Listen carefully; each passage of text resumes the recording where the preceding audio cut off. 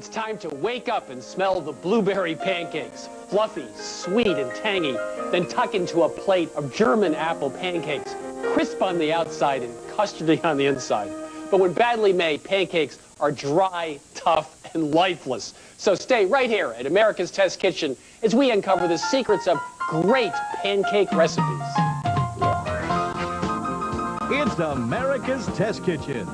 From the test kitchens of Cook's Illustrated magazine, join Cook's editor-in-chief, Christopher Kimball, along with test kitchen chefs Julia Collin and Bridget Lancaster, Jack Bishop from the Tasting Lab, and Adam Reed in the Equipment Corner. Discover the secrets of America's foremost food testers and tasters. Today, on America's Test Kitchen from Cook's Illustrated magazine. This program is made possible by Sub-Zero and Wolf, corporate companions and kitchen soulmates. For more than 55 years, family-owned and made in America, creating uncompromising kitchens on the web at subzero.com. And by Sur La Table, supplier of equipment to cooks and professional chefs at Sur La Table stores and catalogs nationwide. And by Viva Towels, helping with life's little messes. Because living life to its fullest will sometimes cause a spill. Soak up life. Viva. And by Vendange Wines. It's fair to say that pancake standards have fallen terribly in America in the last generation because very few people actually make pancakes at home from scratch. Now, you might start with a mix like this, and they tend to be cottony and rubbery. You can tell the texture's not ideal. Or you may buy those boxed microwave pancakes like this that taste like, well, microwave pancakes. You know what that's like. Or you might actually get up a little early Saturday morning and decide to make them yourself. Now, you make blueberry pancakes, and guess what? They turn blue because the blueberries run into the batter. They actually don't taste terrible, but they look horrible. So let's go back into the tasting lab with Jack and do a tasting of fresh versus frozen blueberries to see which is better.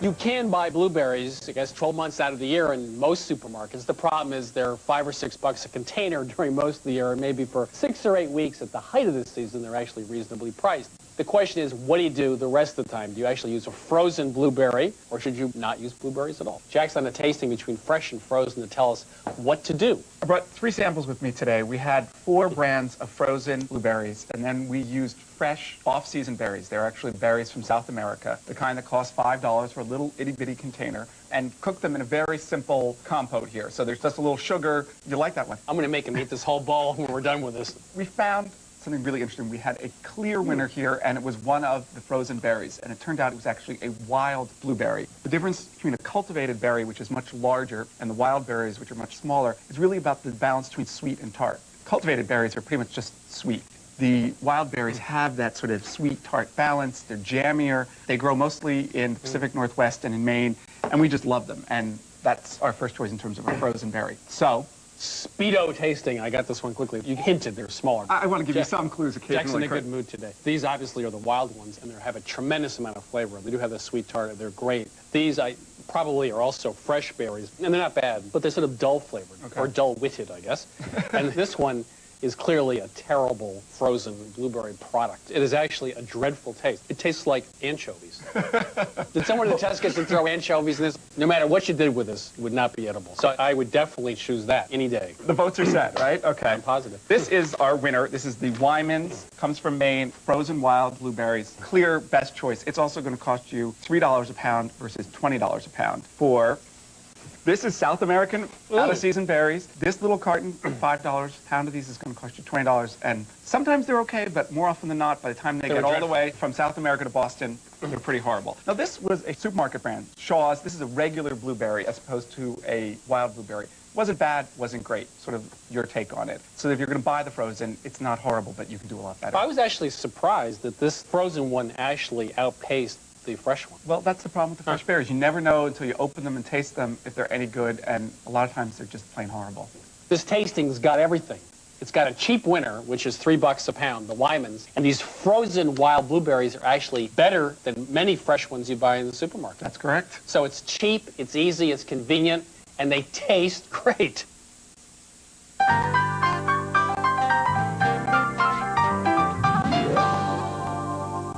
Bridget and I are on a mission from the culinary gods, did you know that, to bring back pancakes at home. Now, I know the state of pancakes is bad because when my kids have sleepovers, if they get pancakes at all, they're poured out from some refrigerator or supermarket thing. And my kids are snobs about pancakes. They like the real deal. So we're going to go back to the beginning, and actually Bridget's going to discover some things about pancakes even I didn't know. Especially blueberry pancakes. I love pancakes, but I really love blueberry pancakes. They just really brighten up what could otherwise be a really kind of dull pancake. And these are our winning blueberries, those little Wyman's frozen blueberries. They're great to keep in the freezer so you can make these pancakes anytime. And that was one of my goals, was to develop a recipe.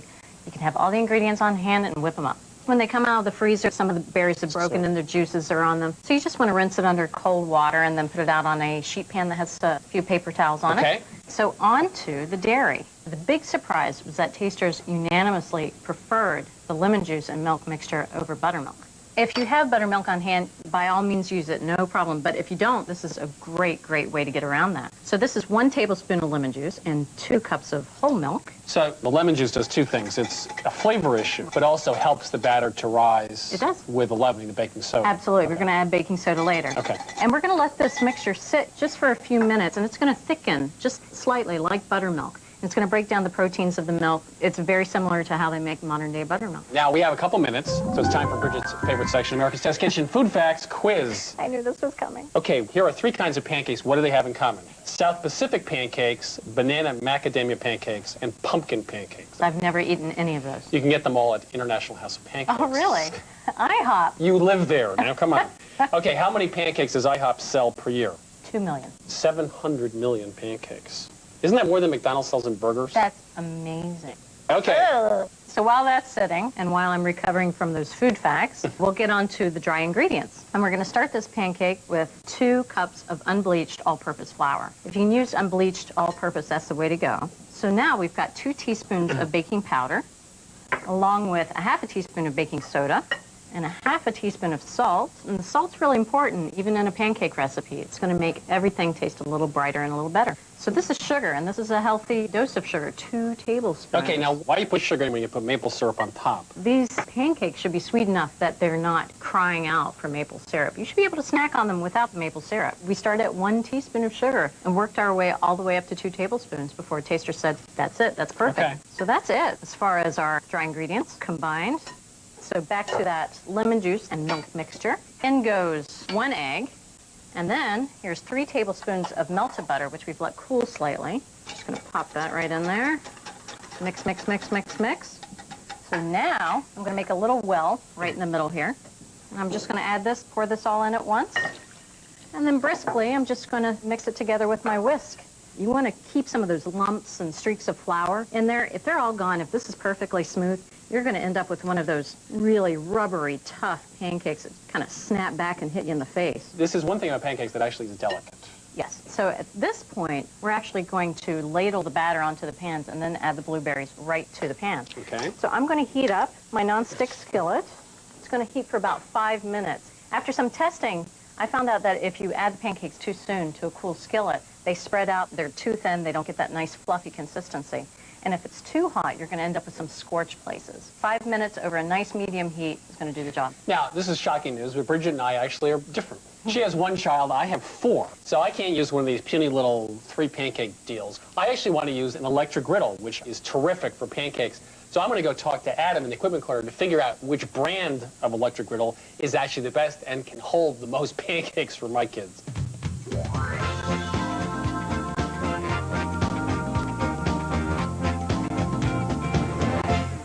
You know, I have 4 kids, so I make pancakes twice, even 3 times a week, and I'm used to using an electric griddle, which I like, but I've never thought about which model is best and how much I should spend on a griddle. Now, Adam here has tested a whole bunch of them and has actually figured out which one to buy. We tested 9 models altogether. They ranged in price from a low of about $30 to a high of $140. So there's a major price, $140. Now, we tested both pancakes and bacon. We wanted to see if we could squeeze a whole pound of bacon on there, and that's 16, 17, sometimes even 18 slices. And we also wanted to see how many pancakes we could get on there. We basically found that in our tests, all of these heated evenly enough to meet our standard. So all of these look different, but the basic heating element Basic design heating is the element same? is the same. There's a heating element in the bottom of the griddle. And as I said, they all heated up evenly enough. So what we were looking for in the end was size. Size does matter when it comes to a griddle. Some of these have a higher number of square inches of cooking space than others. This one was actually our winner. It's the Broil King Ultra Large, and it had a little more than 250 square inches of cooking space. And you can see, you can even squeeze 10 pancakes on there versus just 3 in a skillet. This was the expensive one. This is $140, and it had 180 square inches of cooking space. So clearly it's a lot smaller. Smaller, more expensive. Why bother? We did also test the time it took to reach 350 degrees. The average was 6 to 7 minutes. Our winning Broil King took 12. But, you know, you finish your cup of coffee, you heat up the syrup, you make the pancake batter, and 12 minutes is gone. Now, if you set all these to 350, they all actually get to 350? Yeah. So there's nothing here except size. Size and price. All right, so the winner was the Broil King at $50. You can fit 10 pancakes on there. So right now I make 2 pancakes a kid. That would be 8 pancakes. This one holds 10. Get busy. I can have another kid. I'm taking this home. You got my hot skillet? Yes. You got your hot pan? Absolutely. Okay, Ma. So we're going to just test the... That's right. We're going to make a sacrificial pancake. Just about a heaping tablespoon right on the pan. We're going to take a look and see what color it is, and that way we'll be able to gauge if our skillet's hot enough, too hot, or just right. You're going to start seeing some bubbling on the very surface. That might take a minute. I'm going to peek. And my pan is ready. Your pan is ready, too. I'm going to give you a teaspoon of oil. Thank you. And as you make the batches of pancakes, you probably will have to add less and less, if any, oil from this point on. So I'm just going to add heaping quarter-cup amounts of batter, and I'm only going to add 3 to this pan, because sometimes they can kind of run in together and make one giant blob of a pancake. Would you like me to make 8 or 10? Well, there is a problem with electric griddles, which you have to store them somewhere. So if you don't have room, a nonstick skillet is great. So once again, I'm just going to start looking for some bubbles to break right on the top. This is actually just a tablespoon of blueberries scattered right over the top, so delicately. Now, if you add them to the batter, they just get all crushed and... It turns blue, you get those little swirls that kind of looks like psychedelic pancakes. And we should actually point out here, you can see a little bit of flour on this pancake, and that's okay. That's okay. You actually want to see a little bit of flour. That's okay. If you see no flour, you probably have overmixed your batter. There's enough moisture in this batter that flour is going to eventually absorb the moisture by the time the pancake comes off and by the time we eat it. I'm going to peek. Ooh, hello, gorgeous. So those take about 1.5 minutes to 2 minutes on each side, but you just really want to look for browning more so than paying attention to the time. It's all about visual cues here. So we're done. It's nicely browned on that side, nicely browned on the other side. There we go. There's my somewhat blonder pancake. Beautiful. I'll go ahead and throw a second batch in here. I feel like usually the first batch is almost a sacrificial batch. As you make a couple batches of them, I think they get better looking. 2, 3. I'd like a short stack, please. 3. See, that's just beautiful. I love that lacy Does that look look. good? Now, can I ask a question? Yeah. Since you put the melted butter in the batter, you ain't got none on top, huh? I ain't got none on top, that's right. These pancakes are really nice and rich and moist. You don't need it, but maple syrup is always a good idea. And that looks pretty good. You're going to get a job at IHOP after this. These are incredibly light, very fluffy. And those blueberries, they didn't burst open and they didn't bleed into the batter. They're just these perfect little jewels. So for America's Test Kitchen, a great recipe for blueberry pancakes. Fluffy, light, and great blueberry flavor. If you're making pancakes for breakfast, sometimes you have so many mouths to feed, you have to cook them in batches. Well, how do you hold the pancakes till they're all ready? Here's a simple technique. Take a jelly roll pan, put a cooling rack in it, spray it with a little bit of nonstick spray, and simply put the cooked pancakes on the sheet, and the air circulates underneath the sheet so the pancakes don't get soggy. Throw them in a preheated 200-degree oven for up to 20 minutes. They'll stay perfect, warm, and they don't get soggy at all. Another great quick tip from America's Test Kitchen. You know, a really good German apple pancake should be like a great French crepe, except it's fluffier, it has a more custardy inside, and has a great flavored filling. Now, we made lots of the recipes here at America's Test Kitchen when we started working on this recipe. We found a bunch of problems. At first thing we found was sometimes the crust got overcooked, even burned in this case, so they're dry and tough. And instead of a light, moist, custardy filling, well, this stuff is overcooked. It's like a bad omelet. And finally, the filling should have been lemony and light with apples. It tasted more like canned apple pie filling. So let's go back into America's Test Kitchen with Julia and figure out how to make a great homemade German apple pancake. Well, we've successfully uncovered the secrets of blueberry pancakes. For now, we're doing something totally different, a German apple pancake, which is big, but it also doesn't have artificial leavening like a regular American pancake. Right. It depends on, well, it's like a popover. It's like a It popover. like puffs up. Exactly. But to get it to puff up just right and not overcook it and have it still custardy and get the apple flavor With just crisp right. edges. It's even more complicated than a blueberry pancake. So you've done quite a lot of work I have. on this. And so what have you found? We're going to cook the apples in a small nonstick skillet.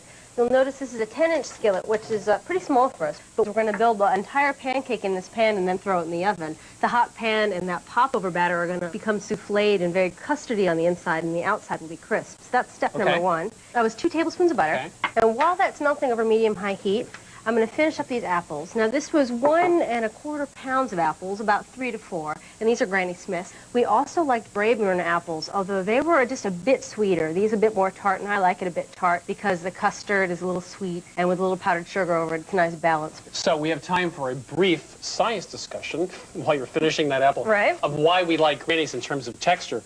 There's a few things about apples that are important in terms of cooking. One is the amount of cellulose in the apple. The more cellulose you have at the beginning, the better, and these have a lot of cellulose. The other thing is how much air you have in the apple between the cells. And this is a very dense apple. More cellulose, less air, makes an apple that actually keeps its shape better and doesn't turn to applesauce. Exactly. So that's a 60 seconds on the science of Granny Smith apples. So now I peel the apple, cut the top and the bottom off, and I'm just going to cut the core out, and then slice these into 1/2-inch thick slices. 1/2-inch slices cooked quickly, but not too quickly, so they retained their shape, but they didn't turn mushy. I can hear the butter's ready. It's melted, it's bubbling. And to the melted butter, we're going to add 1/4 cup of either light or dark brown sugar and 1/4 teaspoon of ground cinnamon. It's not very fussy. Dark brown sugar has a bit more molasses, a bit more flavor. Light brown sugar, a little bit milder. All tasters liked all of them, so whatever you have in your cupboard. And now the sliced apples. And again, medium-high heat. We're going to cook these for about 10 minutes. We're really going to cook these apples so they're dark and glossy and caramelized. You can actually give this a stir every once in a while, but really it doesn't need constant attention after the sugar's been dissolved and distributed evenly throughout the pan with the apples. So we're going to let those cook, and these will take about 10 minutes all told, which is why we started with them. And while those are cooking, we'll go on to the batter, which, like you mentioned, is like a popover. A lot of pancake batters use mechanical leavening like baking soda or baking powder. We're going to use eggs. And so starting with the wet ingredients, we'll crack 2 eggs. All right, and then this is some half and half, 2/3 of a cup. And then a little bit of vanilla for flavor. We're just going to whisk these together. If you want to mix that. Sure. I'll get the dry ingredients going. And this is 1/2 cup of all-purpose flour. Just a little bit of sugar, just a tablespoon. This isn't supposed to be a really sweet batter. It's just supposed to be lightly sweet. The sweetness really should be coming from the caramelized apples. Whisk these together and then slowly add the liquid ingredients to the dry. You just want to whisk this until it's well combined. We just did blueberry pancakes, Right. where we made this big deal about lumps and streaks of flour. This time you can go ahead and whack the batter with a whisk. Right, no streaks of flour, no lumps. Because we're making the batter pretty much in advance, remember I said the apples are going to take at least 10 minutes to cook. So this batter is going to be sitting around. Any gluten that we've built will actually have a chance to relax. And we also want a bit more structure than we wanted in that blueberry pancake. It's actually more like custard in the middle, and the edges are quite crisp. All right, that's nice and smooth. We're just going to set that aside to rest. I'm going to give these apples a quick stir. Oh, you can see the juices have started to come out of them. And with the brown sugar, it's making a gorgeous little sauce in the bottom. And they need a lot more time because they're really going to get dark. So apples are going, batter's done. We're going to do a caramel sauce, which is completely optional in some people's minds, not in mine. But not ours. And caramel sauce, of course, you start with caramel. And caramel is a mixture of water and sugar. And we're going to start with 1/2 cup of water. I'm going to add the water to the pan first, and then add this cup of sugar to the pan second. I'm going to add it right in the center of the pan. The point of that is not to let any of the sugar adhere to the sides, because if it does, it'll crystallize when you're making caramel, and that is just a no-no. It becomes a huge mess, and you can't fix it. Also, when you add a little water, it gives you a little buffer zone to be able to get the caramel you want without burning it. So we've dissolved the sugar. I'm going to bring it to a boil over high heat, and actually put a lid on it, which is quite unusual for making caramel. That lid is going to really retain the heat right at the get-go, and the evaporation is going to go down the sides of the pan, preventing any sugar from adhering, which again, dry sugar cooking in a pan crystallizes and will ruin your caramel. So the apples have come along nicely. The caramel's working. We're going to bring this to a boil. And then we're going to make this caramel into a sauce, and how you do that is adding heavy cream. So we're going to heat the cream up with a little bit of salt. Just put that over medium-high heat.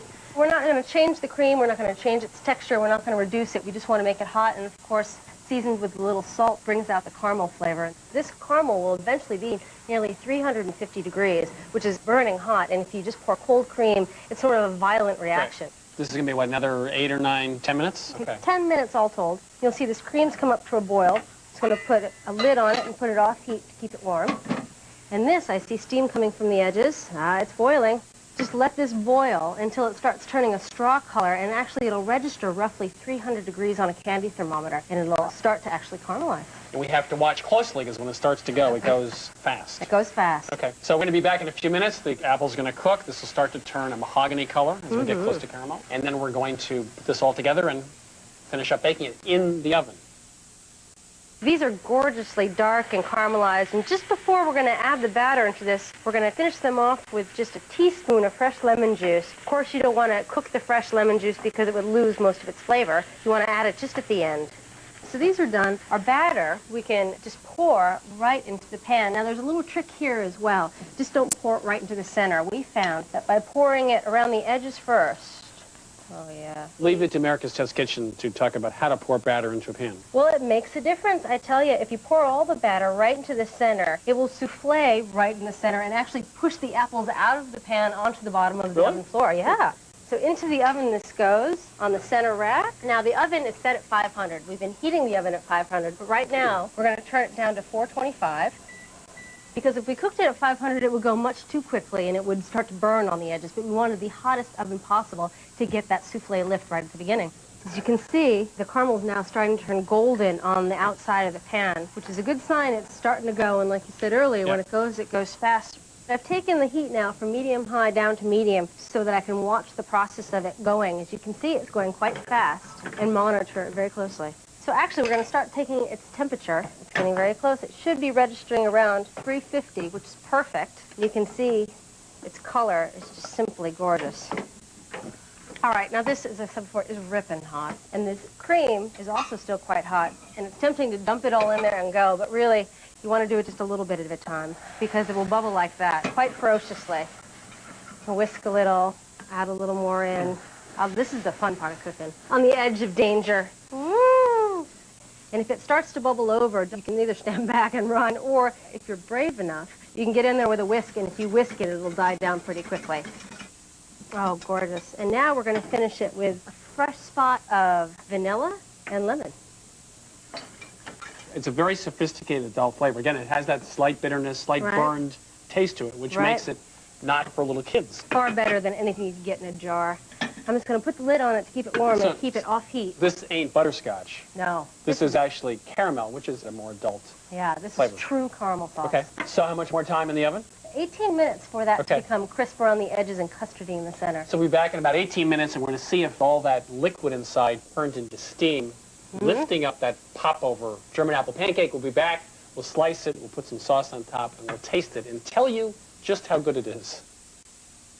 That looks good. Oh, it's gorgeous. You can see how it's souffled nicely around the edges. Now, again, it's been about 18 minutes. It's puffed up, but it's going to deflate quite quickly. You could just slide this out of the pan if you wanted to, or you could be fancy like me and loosen the edges a little bit. What I'm going to do is invert it because the underside has all those gorgeous caramelized apples. So to invert it, How does that look? oh, it's beautiful. Look at those browns. Now, a little powdered sugar goes a long way on this. Because again, the apples are quite sweet. There's not a lot of sugar in the batter, just a tablespoon. The apples are really caramelized. This has serious flavor. The batter just has a little bit of eggs in it to make it sort of custardy, and no mechanical leavening. Oh, this smells gorgeous. I'll give you the big piece. Now, doesn't that look good? As it should. I could pop right out of bed and just dive right into this. The apples are soft, and that caramel sauce, in conjunction with the carameled edges of the apples. This is very delicate, and the outside's nice and crisp, and the inside, it's really about apples. It's almost like a thin apple caramelized pie in a way. A few secrets to make a great German apple pancake, which was to take a Granny Smith apple, which holds up well for cooking. They actually caramelized in the pan with brown sugar instead of white sugar. The other thing we did was make a nice caramel sauce to go over it. And the last secret is we start at 500 degrees in the oven. We then reduce the oven to 425. So for America's Test Kitchen, a really fantastic homemade German apple pancake. For your copy of Inside America's Test Kitchen, the 368-page companion cookbook to this series, call 1-800-965-7776 or order online. Every recipe from the entire series is included, along with taste tests, equipment ratings, and more than 450 photographs. The cost is $24.95.